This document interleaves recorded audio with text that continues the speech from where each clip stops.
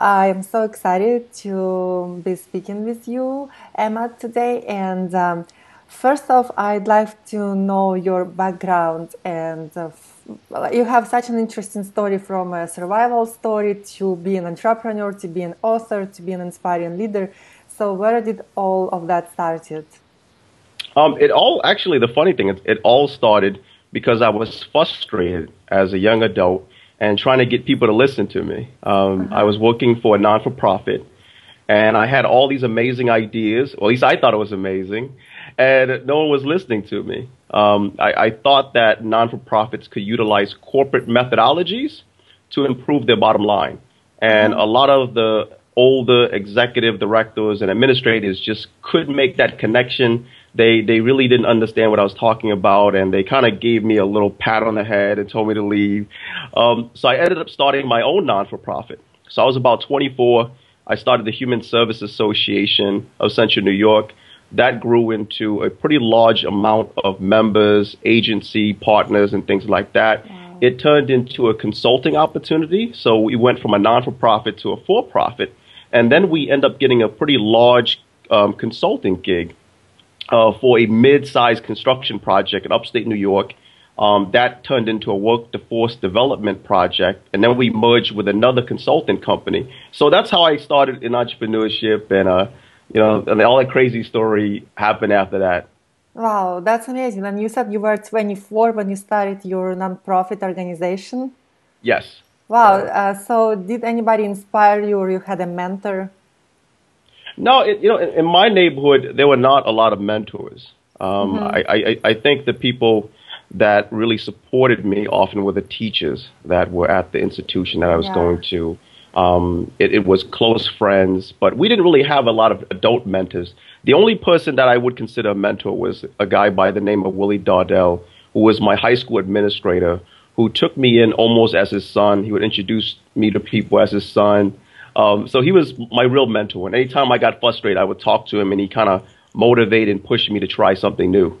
Wow, it's amazing. And you said in your neighborhood you were in Brooklyn, or what part of New York?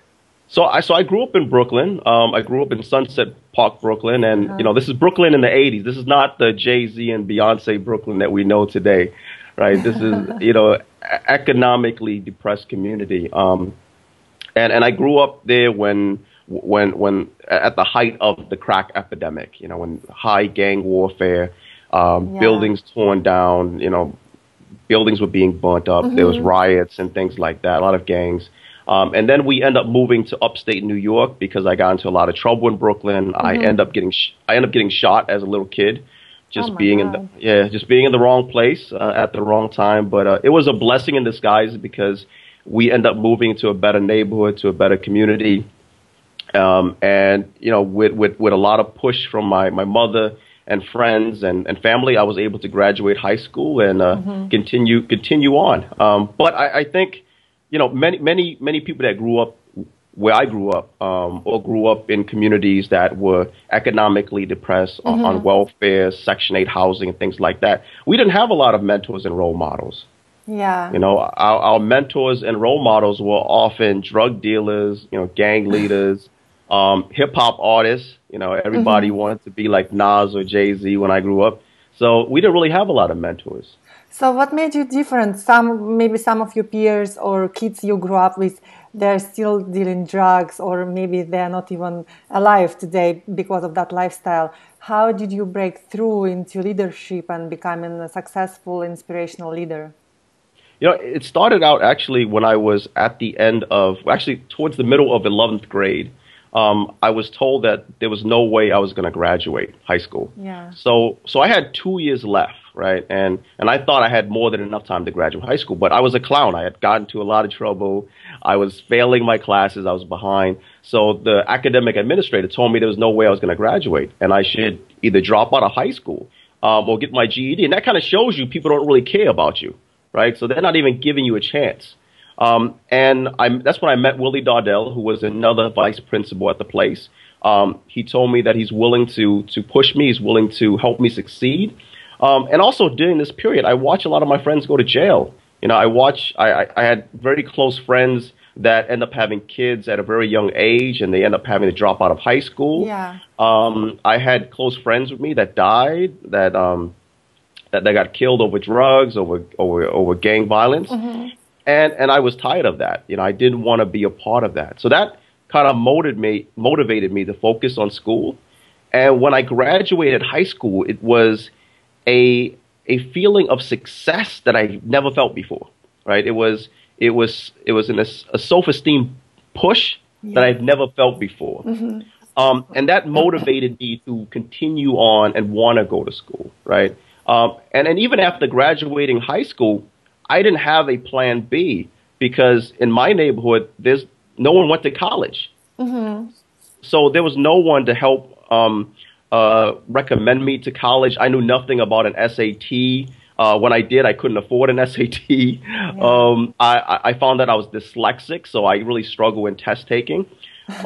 That's good, because Richard Branson is dyslexic too. It's dyslexic. Yeah. all of the great people are dyslexic. Yeah. And I ended up going to a community college, and struggled at the community college. And I would say after 4 years at a 2-year college, I was lucky enough to find out that there are programs that are geared towards adult students, people that have a learning disability, people that may be dyslexic, people that work full time and go to school and have family. So I discovered Empire State College, which was a non-traditional institution, and I accelerated in that environment. I actually grew in that environment. I matured in that environment. And that kind of motivated me to continue. Wow, that's amazing. Emad, I also know that you have a very inspiring and touching story about your Cambodia survival. Yes. Would you tell us more, please? So, back for a very long time, I did not want to know my history. Right, I grew up in a neighborhood that was predominantly Puerto Rican and black. So I didn't want to stick out. So I didn't really want to know too much about my history. But back in 2008, I was a part of a project that kind of forced me to learn about my history and where I came from. And I found out that I was born in a concentration camp in the killing fields of Cambodia. Wow. And the day that I was born, my father was being tortured and eventually executed. That I had an older brother that died of starvation and illness. And I also found out that I was the last remaining bloodline from my father's side. So my father and his entire side of the family were wiped out. I was the last remaining bloodline. And upon knowing that, it made me realize I had a lot of responsibility. I pretty much controlled the legacy of my father. Right. So it made me realize that I can't fail. Right. If I'm the last remaining bloodline, I have to make sure that his legacy is strong, that he can be proud of me when he looks down and say, OK, what is my son doing? He can say, OK. He's very proud of you. Yeah. Thank you. Thank you. I hope so. Yeah. Yeah, you gave me chills. That's such an unusual and inspiring story, because some kids, when they find out about such a terrible experience, they also can turn to drugs or become depressed. Yes. And you took a totally different route, and you decided to take a responsibility and make your family proud. That's amazing. But I think if you discovered this at the wrong time, I think if I was a teenager and I discovered this, I probably would be more angry. Yeah. I probably would take it out on other people, which I did. I think when I was an adolescent, I was angry. I came from a violent neighborhood. But all of those experiences made me stronger. It made me a better person, right? I am better today because of those experiences. Absolutely. And I know that you have a new book called SALT, S-A-L-T, right? So do you have your personal story also in your book, or what is the book about? So the book is a motivation booster. It's taking bits of my story and tying it into the SALT acronym.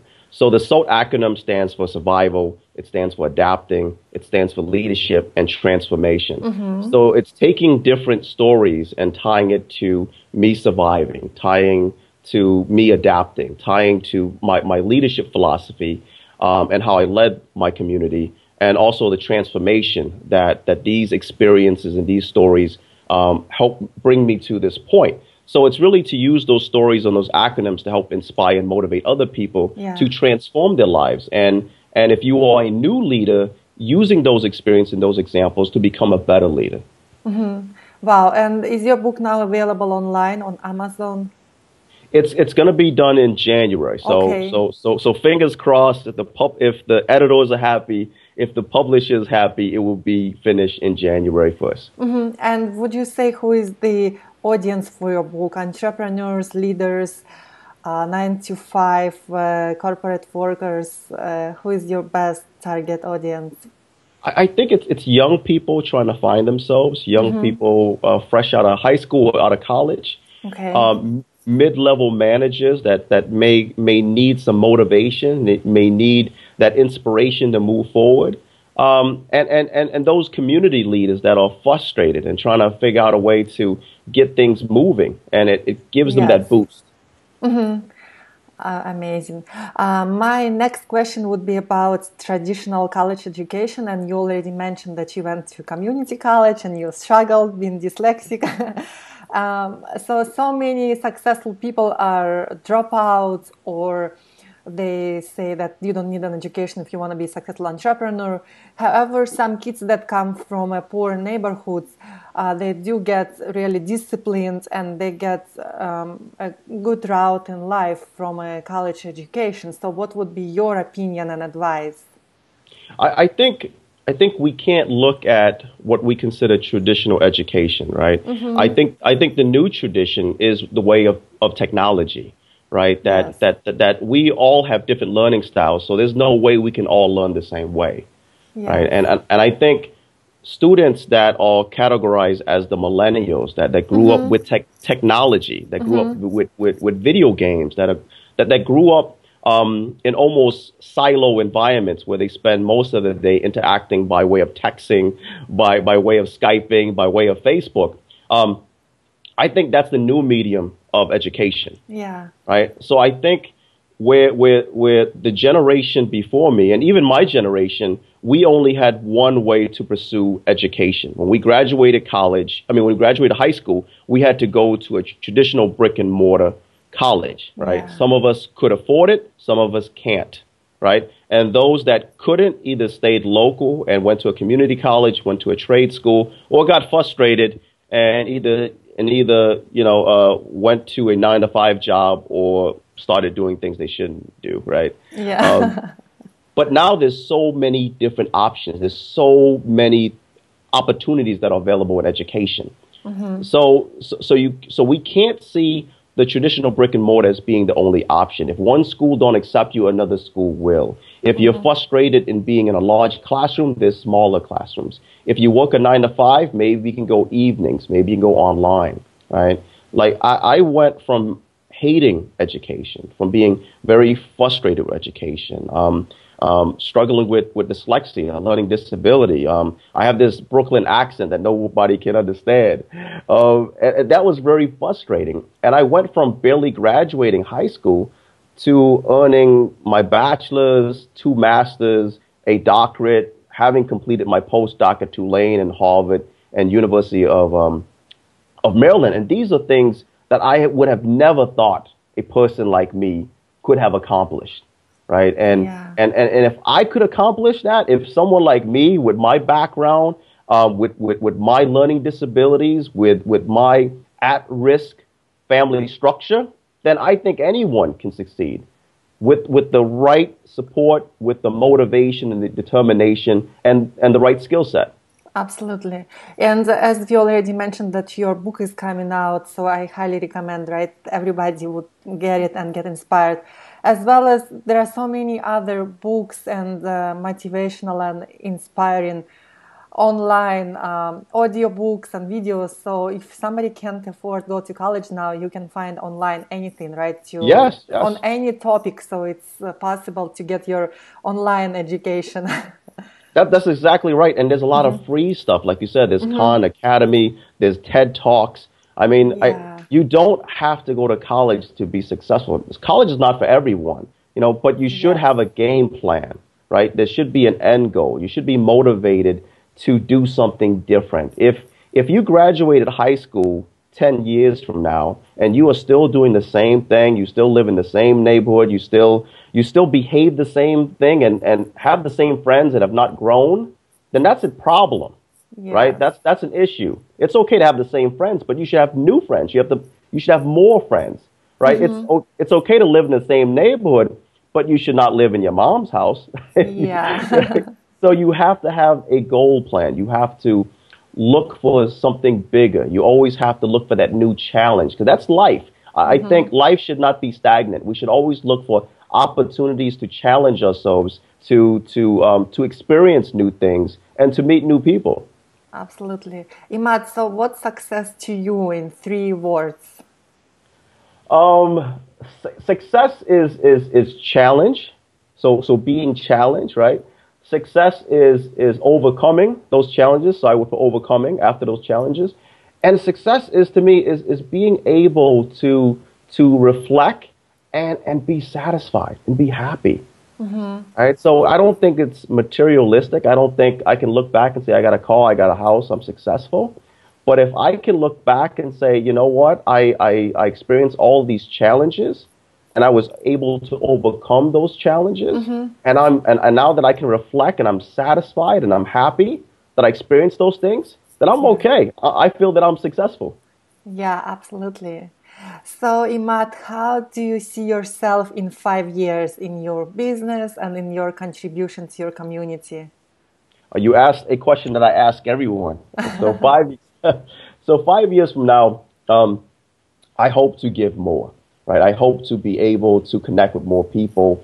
I hope to grow my network, and help shape the lives of young people. So I do a lot of speaking. I travel this country. I do a lot of keynotes. I meet a lot of young people. I meet a lot of CEOs, but I don't really get a chance to make that real connection, right? Because often when you go on these public speaking events, you're there for 45 minutes and you're out the door.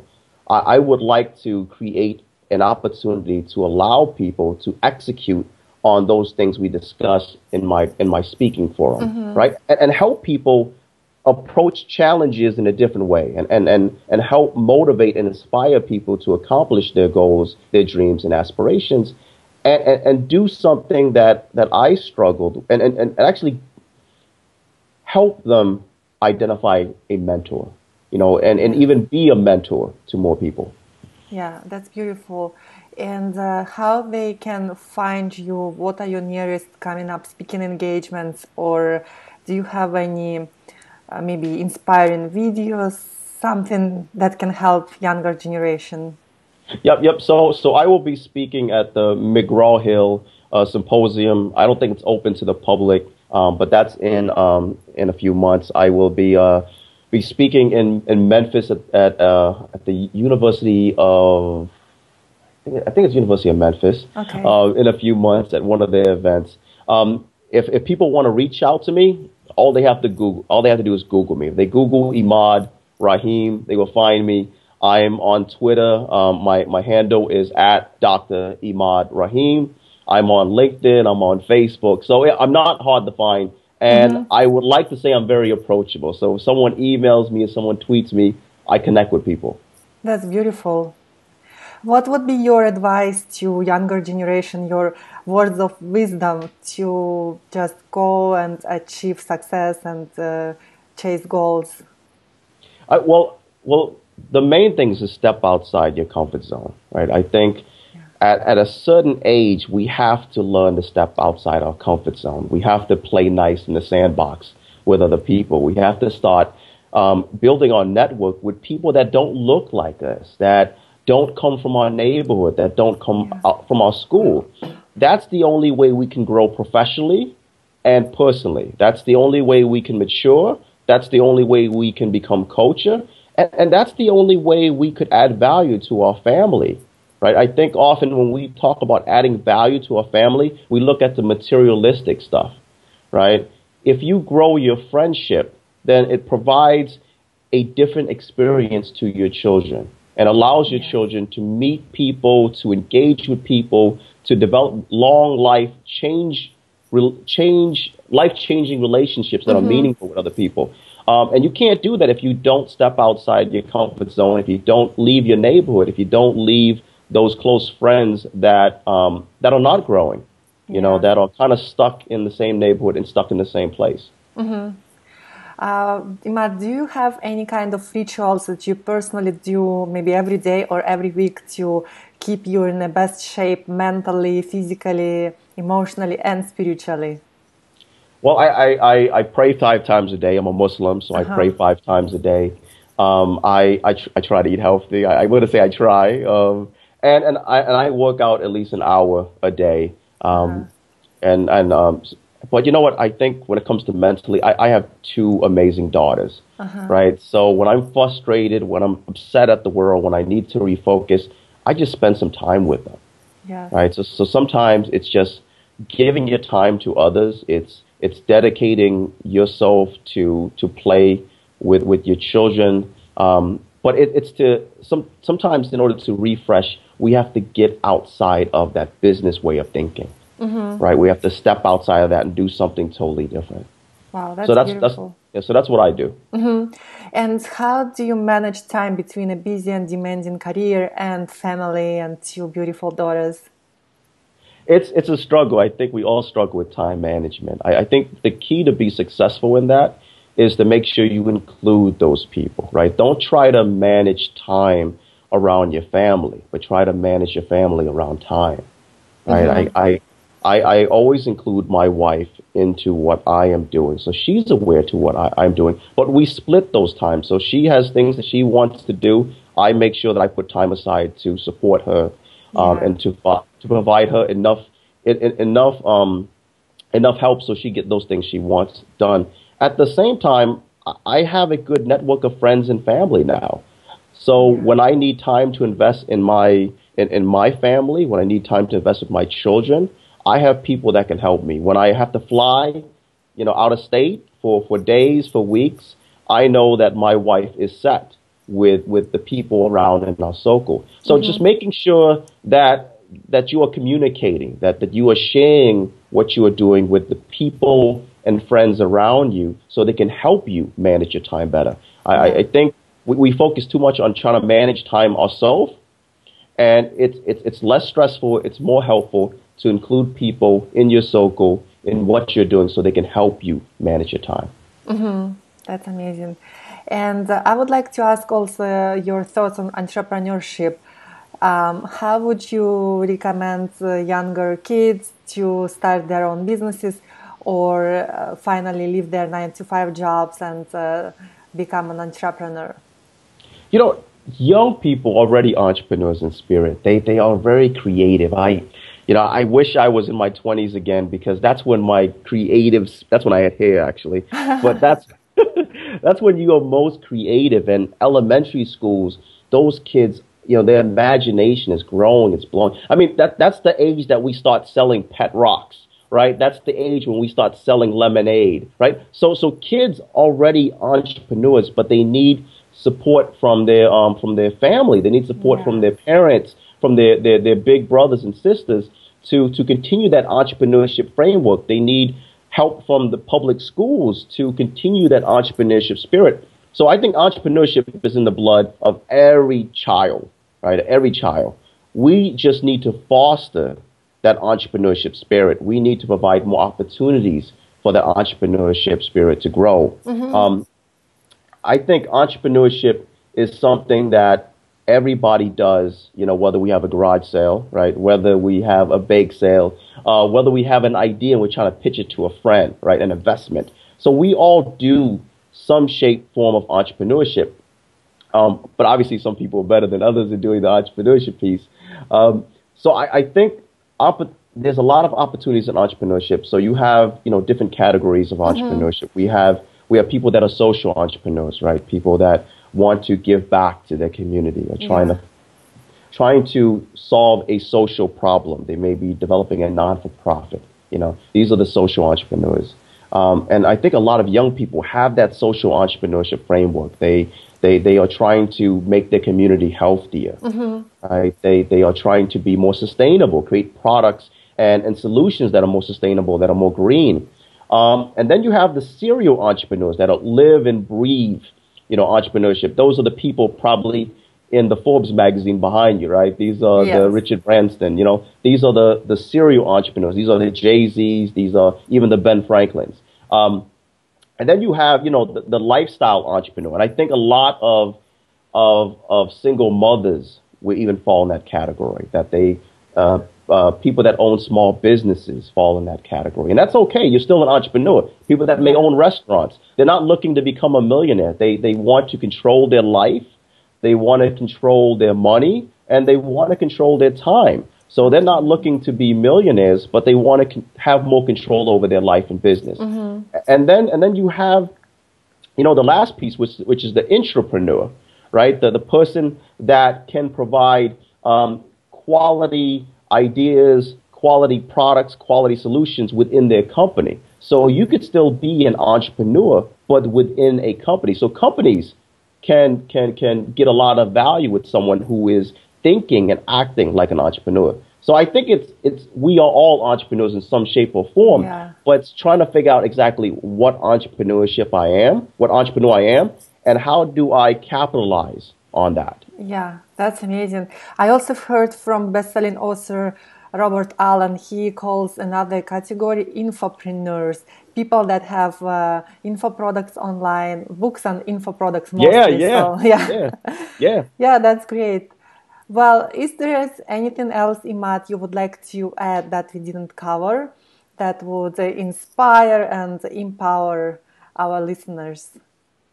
I think this goes back to what you had mentioned before in my background. Regardless of all of our challenges in life, right? Yeah. We all don't live a life that is perfect, where we don't deal with challenges, but we can't constantly think about the past. We can't change about the past, but we can look at how the past shaped us as a person, how it impacted us as a person, how it changed us for the better. It made us think different. It made us act different. And if we can do that and appreciate that and kind of look forward and how to take advantage of those opportunities, advantage of those experiences, we will become a better person. So my recommendation and my closing is for all of us to take time and reflect not only on our challenges, but on all of our successes, right? And look for those examples that keep us motivated and inspired to push forward. Right? And I think we all have those. Absolutely, that's beautiful. And also I would add, look out for Emad Rahim book, SALT. Would you please again say the acronym stands for? So the title of the full book is Resilience, from the Killing Fields to the Boardroom. So it's talking about, my background to where I'm at. Yes. And then it says the SALT effect. And SALT stands for survival, adapting, leadership, and transformation. Amazing. Thank you so much, Emad.